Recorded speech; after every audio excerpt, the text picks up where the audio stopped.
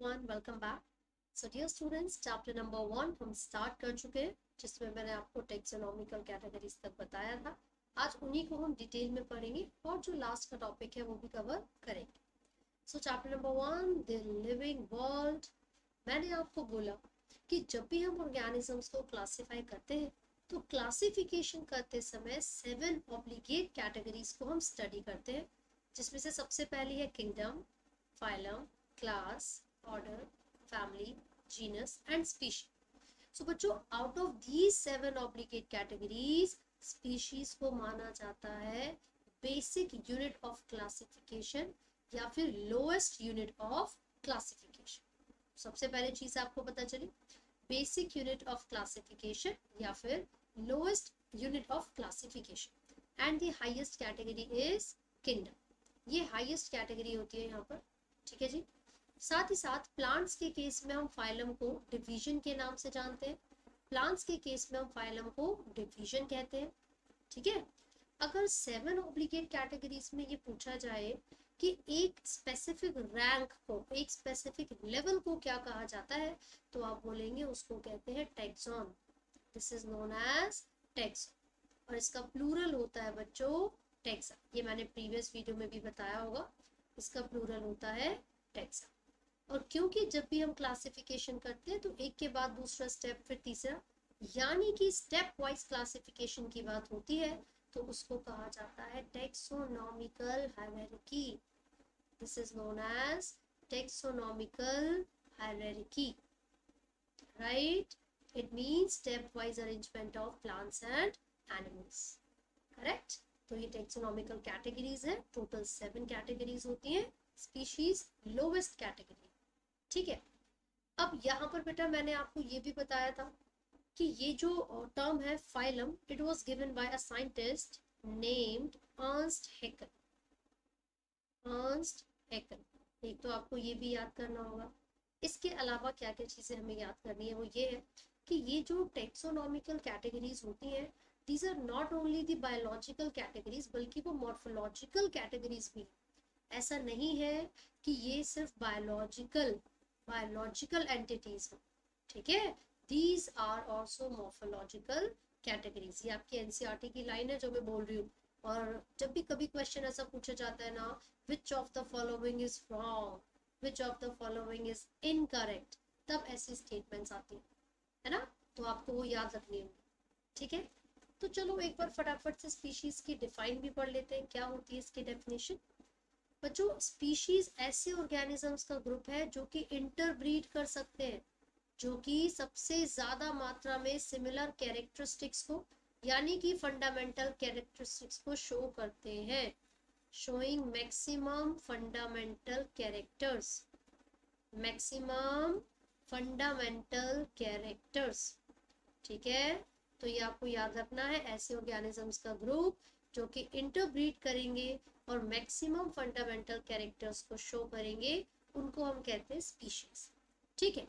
अब एक एग्जांपल हम लोग यहाँ पर ले रहे हैं बच्चों, ध्यान से देखिएगा।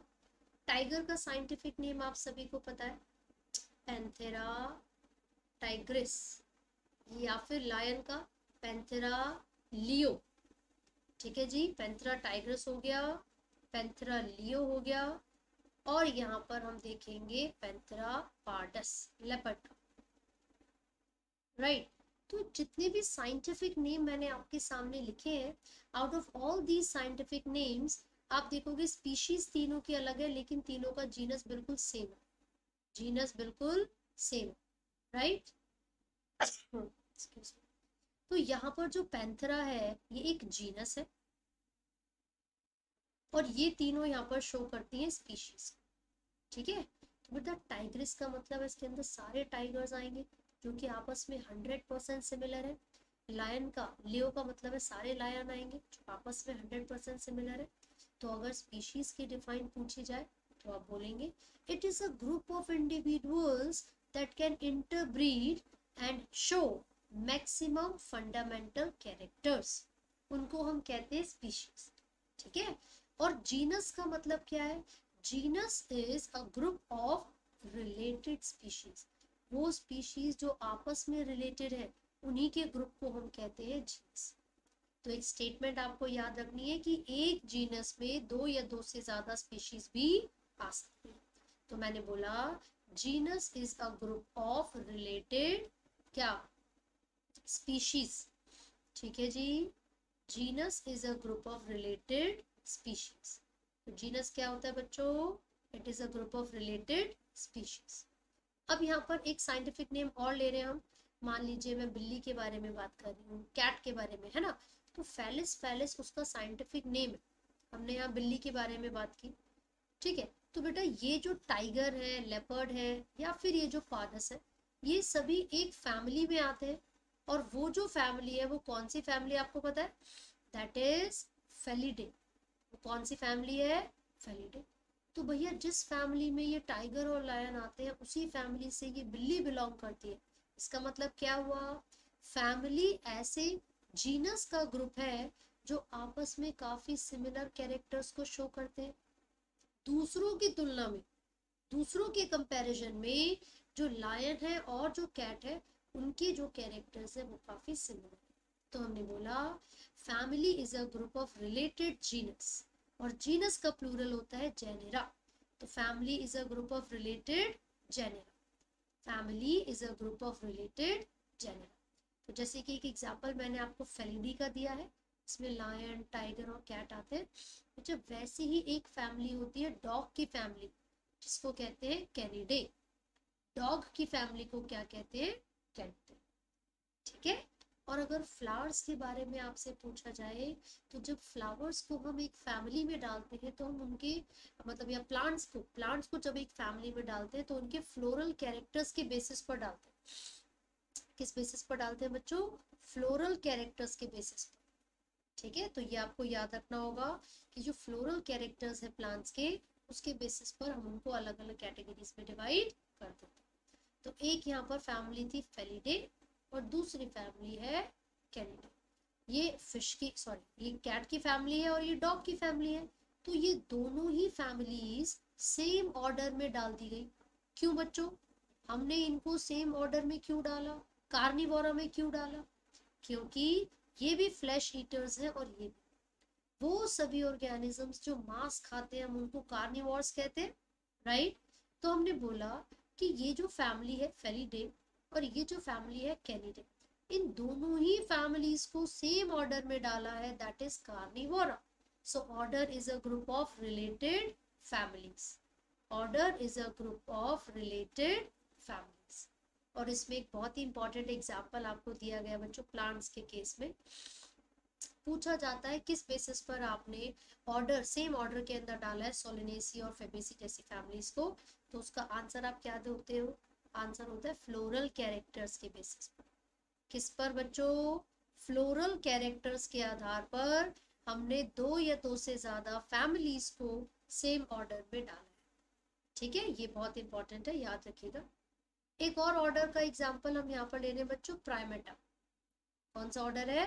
प्राइमेटा, जिसमें ह्यूमंस, मंकीज, चिंपैंजी आते हैं।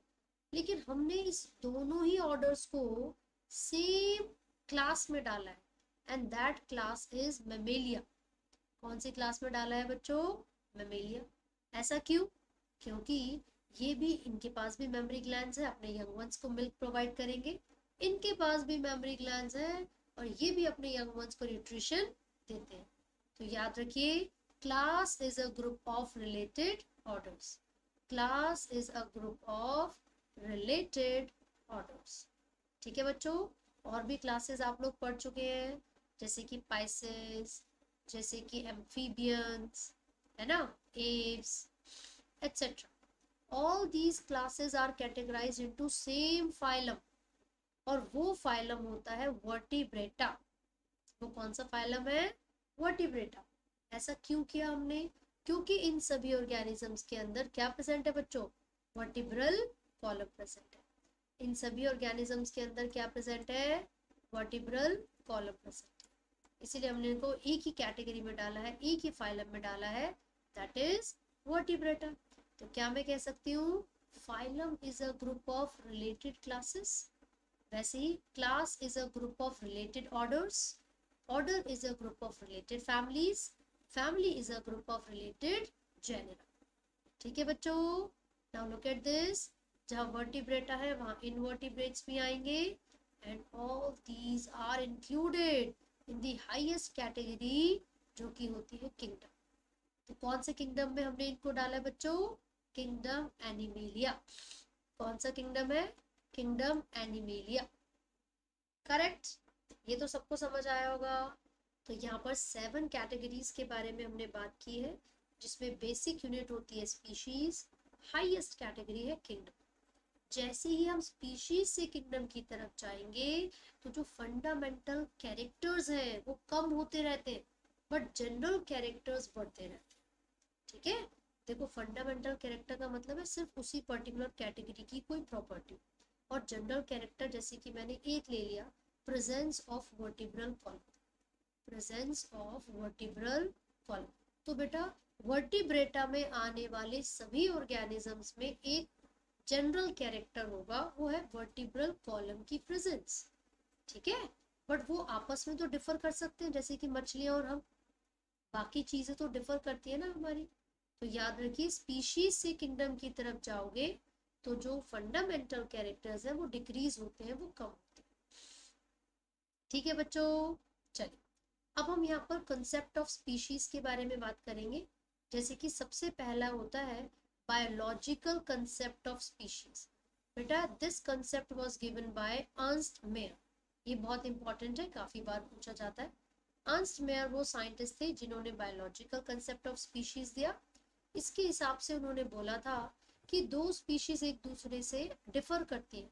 कैसे? These are reproductively isolated, reproductive isolation. दो स्पीशीज एक दूसरे से डिफर करती है क्योंकि वो रिप्रोडक्टिवली, रिप्रोडक्टिव तो क्या शो करती है बच्चों? वो शो करती है reproductive isolation. What do they show? They show reproductive isolation. ठीक है, जस्ट रब इट, अच्छे से लिख देती हूँ। चलिए, तो ये बहुत इंपॉर्टेंट है जो कि आपको याद रखना है, आइसोलेशन, राइट। दो स्पीशीज मतलब दो अलग अलग स्पीशीज के ऑर्गेनिजम्स एक दूसरे के साथ रिप्रोड्यूस नहीं कर सकते, राइट। एक होता है dynamic concept of species. Dynamic concept was given bye Lamarck.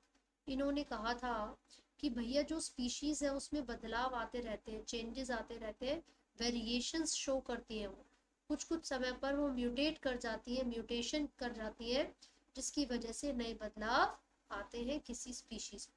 Over a period of time species evolve. ठीक है, लेकिन बच्चों एक होता है static concept which was given by Carolus Linnaeus. ठीक है, इन्होंने क्या बोला? नहीं भैया नहीं, जो स्पीशीज है वो कांस्टेंट रहती है, स्पीशीज जो है वो कांस्टेंट रहती है, उसमें कोई भी बदलाव, कोई भी चेंजेस नहीं आते। ऐसा मानना था किसका? कार्लस लिनियस का। ठीक है बच्चों, याद रखेंगे आप। चलिए, कुछ ऐसी स्पीशीज होती हैं बेटा जिनको हम की स्पीशीज कहते हैं या की स्टोन स्पीशीज कहते हैं। तो जनरली अगर मैं एक एग्जांपल के थ्रू समझाऊं तो जो प्रोड्यूसर्स होते हैं ना, हालांकि वो बहुत ही कम मात्रा में प्रेजेंट होंगे, बट वो एक स्पेसिफिक रोल प्ले करते हैं। Lesser number but play a specific या play major role in the ecosystem. ठीक है, वो बहुत ही इंपॉर्टेंट रोल प्ले करते हैं अपने इकोसिस्टम, इसलिए इनको हमने बोला कीस्टोन स्पीशीज। ठीक है जी, तो ये कुछ चीजें हैं जो कि एनसीईआरटी में नहीं है, but still we need to learn, हमें वो याद करनी। ठीक है, इसके अलावा क्या है बच्चों, आप देखोगे यहाँ पर कि कई बार जो क्वेश्चन पूछे जाते हैं वो साइंटिस्ट की कंट्रीब्यूशन के बेसिस पर भी पूछ लिए जाते हैं। कौन से साइंटिस्ट ने क्या किया था, या फिर मॉडर्न बेसिस ऑफ क्लासिफिकेशन क्या है, फर्स्ट स्टेप ऑफ नॉमेनक्लेचर क्या है, टेक्सोनॉमिकल यूनिट में एक स्पेसिफिक रैंक को क्या कहा जाता है। तो इस तरीके के क्वेश्चंस के लिए आप लोग तैयार रहिए एकदम। ठीक है, अगला जो टॉपिक हम यहाँ पर डिस्कस कर रहे हैं बच्चों वो है टेक्सोनॉमिकल एड्स, यानी कि ऐसे सोर्सेस, ऐसे जरिए जिसके थ्रू हम स्टडी कर सकते हैं, जिसके थ्रू हम इजीली पता लगा सकते हैं, डिफरेंशिएट कर सकते हैं प्लांट्स और एनिमल्स में और उनकी डिफरेंट कैटेगरीज, राइट। तो यहाँ पर टेक्सोनॉमिकल एड्स में आपको 4 चीजों के बारे में बताया है। सबसे पहले हर्बेरियम के बारे में बताया, ठीक है। फिर उसके बाद आपको बताया गया बच्चों बोटेनिकल गार्डन के बारे में, बोटेनिकल गार्डन के बारे में, राइट। फिर आपको बताया गया है म्यूजियम के बारे में, म्यूजियम के बारे में, and then zoological park, and then zoological park के बारे में। तो पहले हम ये चीजें पढ़ेंगे, then we will move ahead, फिर हम कीज के बारे में बात करें, ठीक है। बेटा टैक्सोनॉमिकल एड्स का मतलब होता है अ कलेक्शन, ऐसी चीजों की, ऐसे मेथड्स की जिसमें हम बहुत इजीली डिफरेंट ऑर्गेनिजम्स को स्टडी कर सकते हैं, उनके कैरेक्टर्स को स्टडी कर सकते हैं और डिफ्रेंशिएट कर सकते हैं डिफरेंट कैटेगरीज, ठीक है। तो उसमें एक एग्जांपल जो आपको हर्बेरियम का दिया है, बेसिकली ये क्या है, this is a store house. ये एक ऐसी जगह है जहाँ पर क्या होता है, ये एक ऐसी जगह है बच्चों जहाँ पर स्टोर करके रखा जाता है डेड प्लांट्स को। किसको स्टोर करके रखा जाता है, डेड प्लांट्स, राइट। यहाँ पर प्रेस और प्रिजर्व करके रखा जाता है, ड्राई, प्रेस एंड प्रिजर्व करके रखा जाता है प्लांट्स को। जनरली हम ऐसे प्लांट्स के बारे में बात करते हैं जो कि हमारी एनवायरमेंटल कंडीशंस में सरवाइव नहीं कर सकते। मान लीजिए साउथ अमेरिका में मिलने वाला कोई प्लांट है, उसकी जो कैरेक्टरिस्टिक लीफ होती है ना, या कोई भी कैरेक्टरिस्टिक पार्ट है, तो साइंटिस्ट क्या करते हैं, उसको लेकर आते हैं, ठीक है।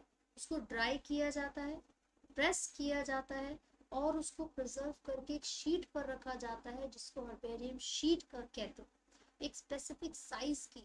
ये आपका होमवर्क है, आपको हर्बेरियम शीट का साइज मुझे बताना है कमेंट्स में, याद होना चाहिए हर बच्चे को, ठीक है। तो आपने क्या किया, जो भी एक स्पेसिफिक प्लांट आपने कलेक्ट किया, चाहे उसकी स्टेम है या लीफ है या जो भी आपने कलेक्ट किया, आप उसको हर्बेरियम शीट पर रखेंगे, ड्राई, प्रेस और प्रिजर्व करेंगे। उसमें कुछ केमिकल्स आप स्प्रे करते हैं जिसकी वजह से उसको हमने लंबे समय तक लिए प्रिजर्व कर लिया, ठीक है। बट जैसे स्कूल में हम एक चार्ट पेपर बनाते थे और उसमें मेंशन किया करते थे अपना नाम, क्लास, रोल नंबर एक्सेट्रा, बिल्कुल वैसे ही आपको कुछ चीजें मेंशन करनी होती है हर्बेरियम। अब वो क्या है, name and place of collection, है ना, किस व्यक्ति ने कलेक्ट किया, कब और कहाँ से कलेक्ट किया। प्लांट का साइंटिफिक नेम होगा, उसकी फैमिली होगी, प्लांट का साइंटिफिक नेम भी आपको लिखना है, वर्नैक्युलर नेम भी कहते थे बच्चों कई बार, और उसका जो साइंटिफिक नेम के अलावा फैमिली, ये भी आपको मेंशन करनी है। बट क्वेश्चन ये पूछा जाता है which of the following is not mention, इनमें से कौन सी चीज मेंशन नहीं की जाती है, तो वो होता है हाइट ऑफ द प्लांट। क्या होता है बच्चों, हाइट ऑफ द प्लांट, वो मेंशन नहीं किया जाता, ठीक है, नॉट मेंशन, नॉट मेंशन्ड, और उसमें क्या आ जाएगा, height of the plant, height of the plant, सही है। तो ऐसे करके काफी सारे क्वेश्चंस पूछ लिए जाते हैं, आपको उन सभी क्वेश्चंस के आंसर पता होने चाहिए, ठीक है बच्चों। हर्बेरियम के रिगार्डिंग काफी सारे क्वेश्चंस पूछे जाएंगे, अभी मैं आगे और भी चीजें आपको बताऊंगी क्या क्या क्वेश्चंस पूछे जा सकते हैं। तो बेटा ये आपको पता होना चाहिए, और आप ये भी पता लगाएंगे सबसे बड़ा हर्बेरियम कहाँ पर है, बोटेनिकल गार्डन कहाँ पर है ना। चलिए, तो हर्बेरियम में हमने डेड प्लांट्स के बारे में बात की थी, लेकिन बोटेनिकल गार्डन में हम लिविंग प्लांट्स को स्टोर करते हैं for study reference, for study reference, ठीक है, पर्पस। तो बेसिकली क्या होता है, ये एक ऐसी स्टोर हाउस है, ये एक ऐसी जगह है जहाँ पर हम बहुत सारे प्लांट्स को ग्रो करवाते हैं, लिविंग प्लांट्स को रखते हैं ताकि हम टाइम टू टाइम उनको स्टडी कर सकें, ठीक है ना।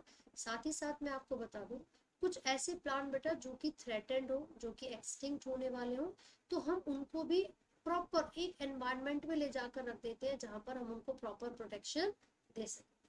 सो एक तरीके से जो बोटेनिकल गार्डन है, this is an example of ex situ conservation.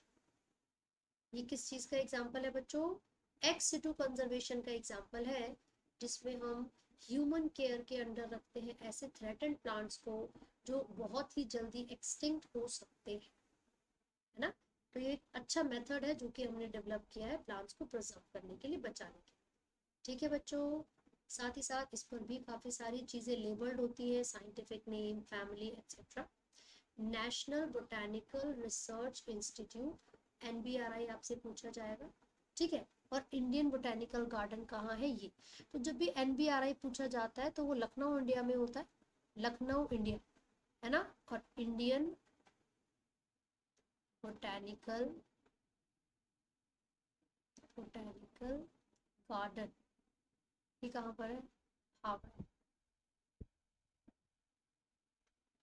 और ये national botanical research institute, botanical research institute, ठीक है। ये कहाँ पर है बच्चों, लखनऊ इंडिया।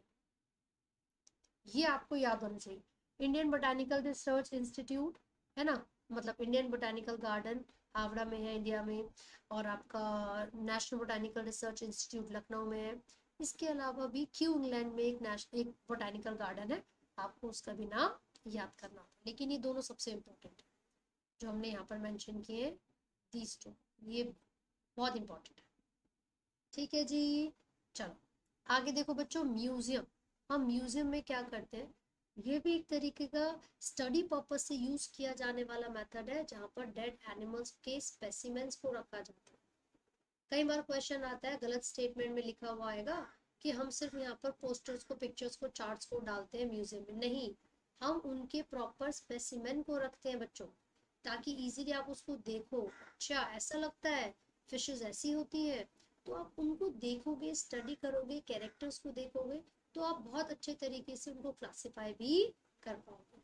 तो हम क्या करते हैं इसमें, हम कांच के कंटेनर लेते हैं और उन कंटेनर में स्टोर करके रखेंगे केमिकल के अंदर उन फिशेस को। कंटेनर में स्टोर करके रखते हैं केमिकल के अंदर उन फिशेस को या बाकी दूसरे ऑर्गेनिजम्स। ये तो मैंने फिश का एग्जांपल दे दिया। And that chemical could be formalin और फॉर्मल्डिहाइड। ठीक है बच्चों, तो जो केमिकल है वो फॉर्मेलिन या फॉर्मल्डिहाइड हो सकता है। म्यूजियम में हम प्लांट्स एंड एनिमल्स के, प्लांट्स पे लिख देती हूँ मैं यहाँ पर, स्पेसिमेंस को रखते हैं, स्पेसिमेंस को रखते हैं स्टडी रेफरेंस के लिए। ठीक है, कई बार कुछ इंसेक्ट्स होते हैं और बर्ड्स होते हैं, तो बेटा उनको ड्राई प्रिजर्व करके रखा जाता है, उनके अंदर का जितना भी वेस्ट है उसको हटा देते हैं और पिनिंग करके रख दिया जाता है। ठीक है, and the last one is zoological park यानी कि जू। यहाँ पर क्या होगा, ह्यूमन ऑब्जर्वेशन, ह्यूमन के, मैन के ऑब्जर्वेशन में प्लांट्स और एनिमल्स को रखा जाता है। एंड जू इज जनरली फॉर एनिमल्स। यहाँ पर लिविंग एनिमल्स को प्रोटेक्ट किया जाता है, प्रिजर्व किया जाता है अंडर ह्यूमन केयर। प्रॉपर उनको फूड और शेल्टर भी मिलता है बच्चों, फूड एंड शेल्टर भी प्रोवाइड किया जाता है इन ऑर्गेनिजम्स को, ताकि वो अच्छे तरीके से वहाँ पर रह सके, अच्छे तरीके से सर्वाइव कर सके। साथ ही साथ आप उनके हैबिटेट को और उनके हैबिट्स को स्टडी कर सकते हो, वो क्या खाते हैं, कैसे खाते हैं, कब खाते हैं, how do they undergo mating, हर एक चीज़ को आप इजीली स्टडी कर सकते हैं। ठीक है, चलो, और यहाँ पर एक और टॉपिक है बच्चों, कीज। कीज, अब कीज क्या होती है, इसके बेसिस पर काफी क्वेश्चंस पूछे जाते हैं, ध्यान से सुनना। ये एक ऐसा मेथड है जिसकी मदद से हम डिफरेंशिएट कर सकते हैं, जिसकी मदद से हम डिफरेंशिएट कर सकते हैं ऑर्गेनिजम्स में on the basis of, on the basis of similarities and dissimilarities।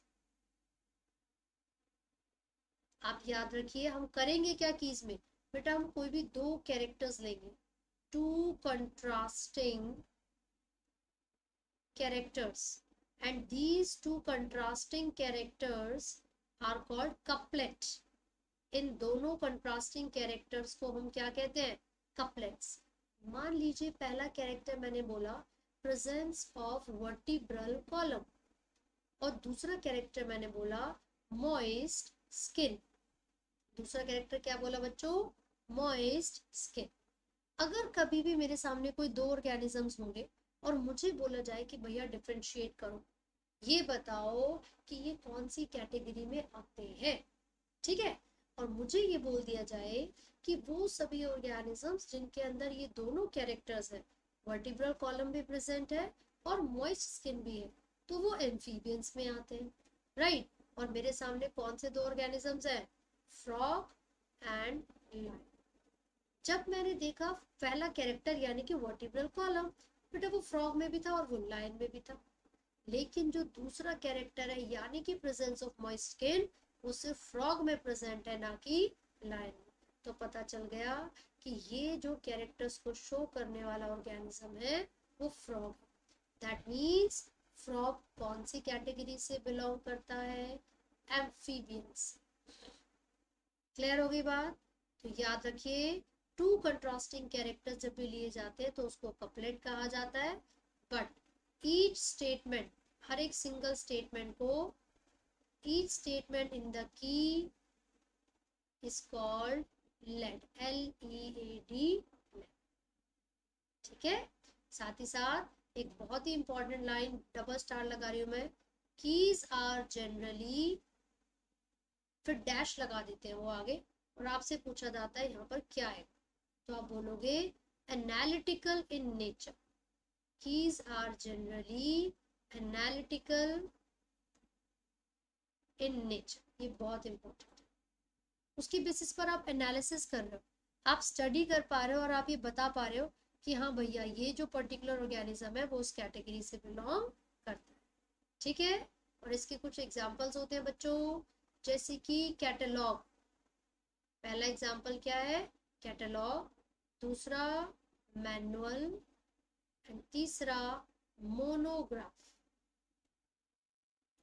बेटा जो कैटलॉग होता है उसमें क्या होता है, बिल्कुल अल्फाबेटिकली अरेंज्ड होती है प्लांट्स और एनिमल्स की स्पीशीज, अल्फाबेटिकली अरेंज्ड। जो प्लांट्स एंड एनिमल्स की स्पीशीज है कैसी होती है, अल्फाबेटिकली अरेंज्ड होती है, ठीक है, अल्फाबेटिकली अरेंज्ड। और मैनुअल क्या है, मैनुअल एक ऐसा डिवाइस, एक ऐसी की है जिसमें आप किसी भी एक ज्योग्राफिकल एरिया में मिलने वाले किसी स्पीशीज के बारे में सारी इंफॉर्मेशन पता लगा सकते हो। Name of species, information about name of species found in an area, ठीक है, किसी भी एरिया में मिलने वाली नेम ऑफ स्पीशीज, सारी इंफॉर्मेशन आप उसके बारे में पता लगा सकते हो। और ये किसी भी एक टैक्सोन के बारे में इंफॉर्मेशन पता लगानी हो तो आप उसके लिए किसका इस्तेमाल करेंगे, मोनोग्राफ, ठीक है। बेटा किसी भी एक पर्टिकुलर एरिया में जो प्लांट्स मिलते हैं हम उसको फ्लोरा कहते हैं, है ना, जो एनिमल्स मिलते हैं उसको फौना कहते हैं। तो किसी हैबिटेट में जो फ्लोरा और फौना की अरेंजमेंट होती है, अगर आप उसको देखो, स्टडी करो और पूरा डेटा स्टोर करो ना, तो कैटलॉग में जो भी डेटा स्टोर किया जाता है वो बिल्कुल अल्फाबेटिकली अरेंज किया जाता है स्पीशीज को। मैनुअल में जो अरेंजमेंट होती है बेटा वो स्पीशीज की होती है जो किसी भी एक पर्टिकुलर एरिया में मिलती है, उसकी सारी इंफॉर्मेशन मिल जाएगी। मोनोग्राफ की बात करते हैं तो it provides information about about any text, ठीक है, किसी पर्टिकुलर टेक्सोन के बारे में इंफॉर्मेशन आपको चाहिए तो वो आपको कहाँ से मिल जाएगी, कहाँ से भाई, मोनोग्राफ से, राइट। अब इंपॉर्टेंट चीज, सबसे पहले तो आपके टेबल में कुछ साइंटिफिक नेम लिखे हैं, जैसे कि वीट का साइंटिफिक नेम, मैन का साइंटिफिक नेम, और फ्रूट फ्लाई का, है ना, नहीं फ्रूट फ्लाई का नहीं, हाउस फ्लाई का, उसकी कैरेक्टरिस्टिक्स लिखी है, पूरी क्लासिफिकेशन लिखी है उसकी, साथ ही साथ मैनुअल। आपको ये तो चारों याद करने ही है उस टेबल में से। उसके अलावा हॉर्स के बारे में पूछा जाता है, इसका साइंटिफिक नेम इक्वस, इक्वस होता है ना।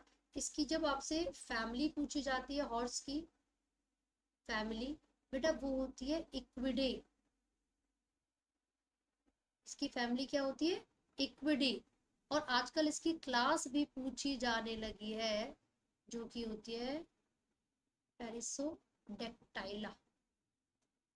ये कुछ ऐसी चीजें हैं जो कि आपसे पूछे जाते हैं। कई बार मैच दी फॉलोइंग वाले क्वेश्चन आ जाते हैं। यहाँ पर आपको 4 चीजें दे रखी होंगी, ठीक है, और फिर यहाँ पर उसको आपको इन चारों से मैच करना होगा। मान लीजिए यहाँ पर लिखा हुआ है वीट, ठीक है, यहाँ पर साइंटिफिक नेम लिखा है कुछ, यहाँ पर है हाउस फ्लाई, हाउस फ्लाई, यहाँ पर उसका ऑर्डर हो सकता है ना। मान लीजिए यहाँ पर है मैन, यहाँ पर उसकी फैमिली हो सकती है, क्लास हो सकती है, यहाँ पर है मैंगो, है ना। अब मैं यहाँ पर कुछ वर्ड्स लिख रही हूँ, आप मैच द फॉलोइंग करके बताना और कौन सा करेक्ट है वो भी आपको मुझे बताना है। देखो जरा इधर, मान लीजिए मैंने यहाँ पर लिखा हुआ है डिप्टेरा, यहाँ पर मैंने लिखा हुआ है प्राइमेटा, यहाँ पर लिखा हुआ है मैंने मैंजीफेरा, ठीक है, और यहाँ पर मैंने लिख दिया मुस्का। तो कौन सा करेक्ट है, मैच द फॉलोइंग करोगे तो कौन किसके साथ जाएगा बेटा। वीट का जो साइंटिफिक उसका नहीं, एक्चुअली मुझे यहाँ पर लिखना था